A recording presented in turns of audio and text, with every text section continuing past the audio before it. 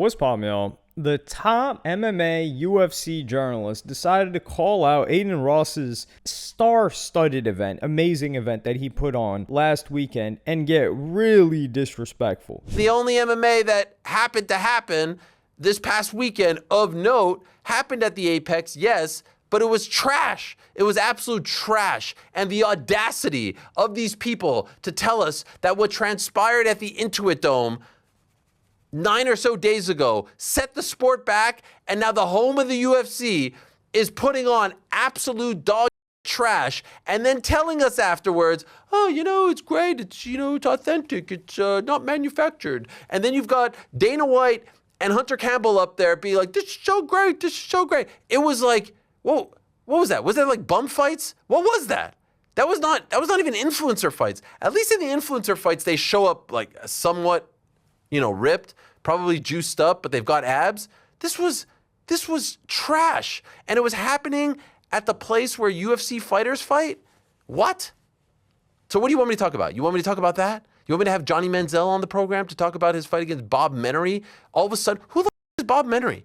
Like, what is his claim to fame? Why do I keep hearing about this guy? Why do I care about this guy? I don't know. I know who Lance Stevenson is and Beasley. I know who those guys are. It was trash. And Ray J. Shout out Ray J. Ray J. So the first thing I want to address is him talking about this being trash. By what standard? If you apply the lens and the standard of, hey, this is the UFC, these guys are the elite fighters, because this guy covers mainly the UFC, and he's criticizing Dana and Hunter because they allowed Adin Ross to use the UFC Apex arena, which is where they usually put on UFC events. He's like, well, at least influencer fights, they come in kind of in shape. No, that's what made influencer fights suck. Part of the reason why influencer fights first took off was, number one, there was beef between the characters. Like, okay, you had Joe Weller and you had Jake Paul, you had KSI had beef with Logan, and you were like, yo, these guys are not athletes. Well, you could say like Logan at one point was an athlete, and he's always stayed in relatively good shape. But you look at these guys and you're like, oh, well, I have no idea what the outcome of this is going to be. No idea what to expect. Let's see what happens. Over time,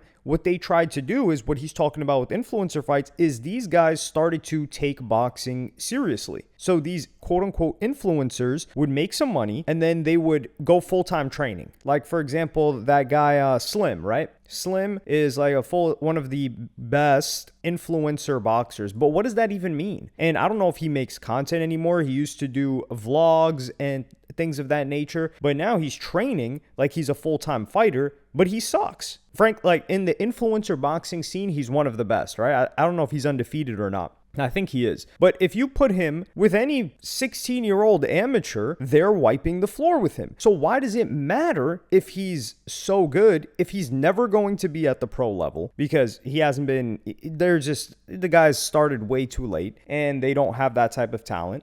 So we don't watch an entertaining fight, and he's not really much of an influencer anymore. So you can't really get invested into the storyline because they're not making content anymore. And then you just get this mid thing, and like Drake said, mid skip. Like, I'm not watching a Misfits event. Like, let's be real here. Unless you have a huge event where it's like an Andrew Tate and Chase Damore, right? And that's kind of OG influencer boxing, where people just wanted to see, okay, what's going to happen with Andrew Tate in a fight? Now you realize how quiet it got for Andrew Tate after he got washed by Chase Damore. After round one, the guy just couldn't do anything. And he was calling out Jake Paul years ago to a fight, which now we know Jake Paul would just put him on the canvas. It's not entertaining. Like, we either want to watch the best of the best, or we want to, and that's the casual viewer, which is who Adin Ross is targeting, the casual viewer. Like, yes, there are MMA and boxing lovers that will watch local fights, that will watch just everything across the board. But we either want to see chaos, like he said, what is this, bum fights? If you guys aren't familiar, bum fights was like OG YouTube era. These guys would just pay bums and then they would just fight and record it and upload it to YouTube. And it got a lot of views because it's entertaining. You're like, people were like, oh, what the hell? This is insane. Now, is it morally correct? That's a different story. But when he's trying to make it seem like, oh, yeah, this is trash, it's entertainment. It's trash if you compare it to the UFC. If you put a UFC label on it, and this is supposed to be professional, but that's not what it's supposed to be. And Adin Ross would respond to this. Shout out Ray J. Ray J.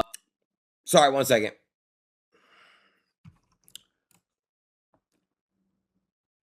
Oh, here we go. Thank you. The 28th? I don't know. When's your next one?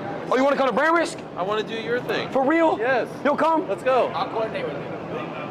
3, 2, 1. It's a crazy camera. It is. Thanks, boss. You're more than welcome to come. I have no issue with you, but come on, dude. This is the most appropriate response. I don't think this is a gotcha at all because Ariel Helwani's clearly just doing the respectful thing. You meet some guys like, hey, you should come to one of my events. He's like, yeah, let me know about it. We'll see. Just the American way of handling things, which is like basically, please don't invite me. We don't know if he's going to end up showing up or not. But yeah, I like the fact that he invited him. And Adin Ross didn't have too much to say. Adin Ross is a huge UFC fan. That's part of the reason why I don't know if that's why he started this, but this guy's always betting on UFC. And I don't know if he became a UFC fan because he's a gambling addict or if he was a UFC fan and then the gambling just added to the depth of his fandom for the UFC, which came first, the chicken or the egg, right? Well, Ariel quickly folds the next day. I did see a lot of people weighing in on our take on Brand Risk. I do want to say peace and love, peace and love. And I did say this, and actually I predicted this would happen, that everyone would miss the part where I said no issues whatsoever with Adin, no issues with what he's doing, really. I'm fine with whatever you want to call that, circus fights, this, all that.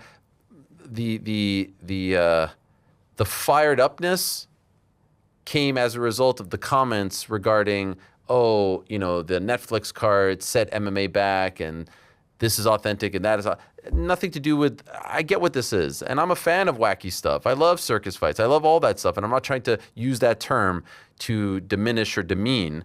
I understand what's what and, there's a place for everything. There's a market for everything. There's an audience for everything. So I knew that would happen.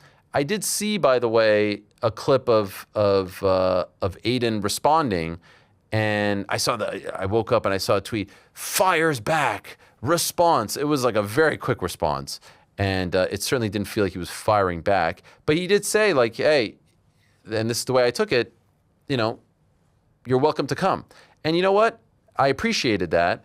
Not that I deserved that invitation, not that I was expecting that invitation, not that I was trying to get that.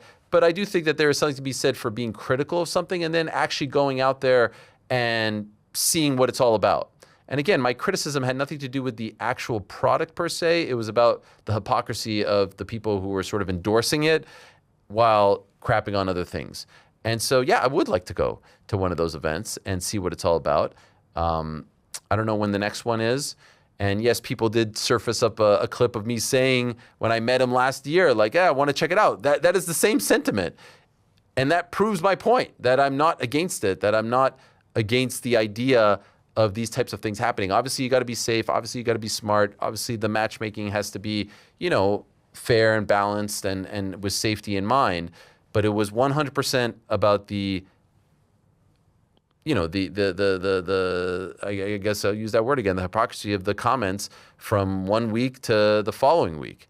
And so I do accept the invitation. I do appreciate the invitation. And I'll say once again, in case this does get clipped off and sent around and everyone loses their shit, I have respect for people who build themselves up from nothing, who build empires, who become uber successful, who are expanding, all that stuff and more. There's no issues there. And I'll tell you what I wouldn't do. I wouldn't show up and then leave and say like, and I don't know, paid or not, that wouldn't happen with me. And then say, I felt dirty and that was the lowest of the low. I know exactly what it is going in and I'd like to experience that. And I think it's important. That's why we went to Fight Circus. That's why we went to BKFC. That was the genesis of Uncrowned Films, to be honest, is to go to these things that we don't usually go to and experience what it is. And so as far as that's hilarious. Man's opened up with peace and love. Adin Ross got him shook. Nah, I don't think Adin Ross got him shook. And I do believe Ariel when he's talking about how people are saying like, man, MVP set MMA back. We have to take into context the people that are talking here, which they're not idiots. It would be disrespectful to say that. They are fervent MMA fans. It's kind of like frat rap, right? Or K-pop rap, like BTS, for instance, when they completely jacked A$AP Rocky's swag.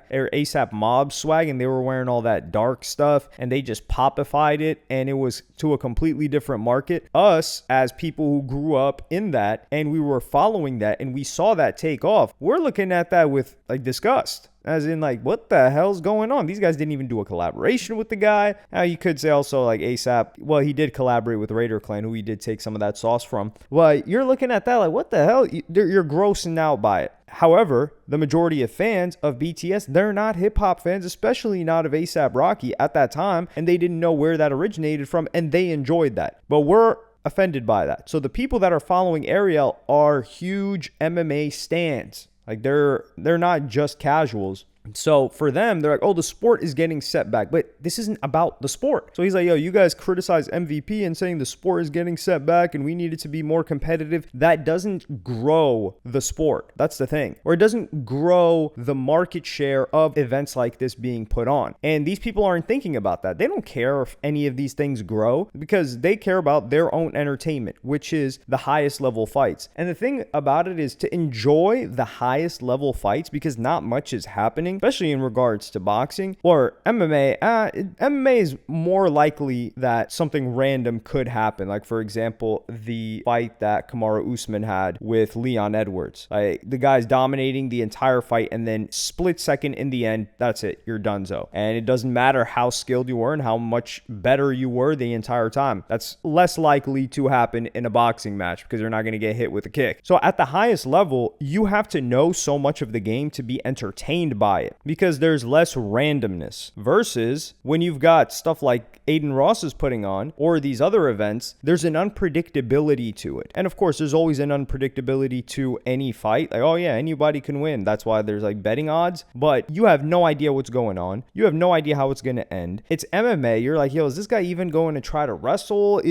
Are they going to try to stand up and fight? What the hell's going to happen? And overall, I think Ariel was addressing his own fans. But when he's talking about it being trash, that's you're throwing a label on the actual event. Like, you could just say like, yo, look at this, this isn't something that can be compared to most valuable promotions. If we're being real, the Gina Carano versus Ronda Rousey thing was more of a joke and less competitive than any fight Adin Ross put on. Even the Ray J fight was more competitive. Gina Carano lost in like 3 seconds. It was and everybody knew that she was going to lose, and this was sponsored by Netflix, so you had to pay to watch this event. Like, Netflix is a subscription. Adin Ross is putting this out for free. You can watch this on Kick for free without ads too, mind you. So Adin Ross is doing more of a service, and he's allowing people to get in the ring and getting people in the ring that we never thought would fight. Like, that's also another thing with males. Like, they say like the thing that they overestimate the most is how strong that they are, like their capability of fighting. So you're just like, okay, we got this former NFL player and we got this just drunk dude, and what would happen if they fought? And Adin Ross is like, yo, let's make that happen. And he's making it happen. So here, I like that he took the invitation, and I hope that he has context and doesn't just judge this by or impose his standard of, hey, I want to watch really great fights because I'm a long-time journalist of this sport. It's kind of like these people that can only enjoy lyrical rap, and then they try to say like, yo, why doesn't this guy rap more lyrically? Or they want their artists to evolve, like a Jay-Z, for instance, and then they're like, yo, why is Drake still rapping like he's 25 years old? Well, why are you imposing what you want him to do or what you want to listen to on him? How about you just don't listen to him? That's the fair part. And Wade, who is somebody that covers a lot of boxing in general, also the influencer boxing scene, he would press up on Ariel Helwani and slide for Adin Ross. He was one of the commentators at the recent Brand Risk event. Lance Stevenson, Michael Beasley,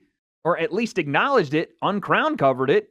They were putting tweets out on the night. Money Manziel makes quick work of Minery with the emoji, Ariel, on his own personal Twitter. Lance Stevenson just submitted Michael Beasley in the first round. Never thought I'd type that sentence. So no one asked Ariel to cover those things, but he covered it. If it was such dog, if it was such trash that he's not interested in, it's not his thing, which he goes on to say in one of these clips, then why talk about it at all? He talks about it because what Brand Risk is offering is exactly what he got out of it. Sure, it's a circus.